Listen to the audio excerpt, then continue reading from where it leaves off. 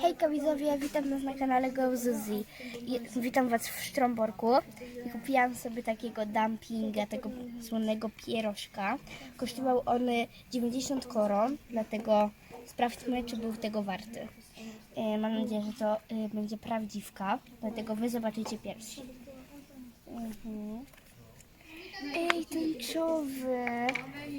Nigdy jeszcze nie miałam tego, ale fajne. I wydaje mi się, że to nie jest podróbka, bo ma w sobie piankę jakby taką mięciuśką.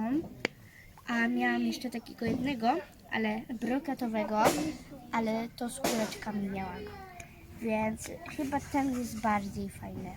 Więc żegnam się z wami. Pa!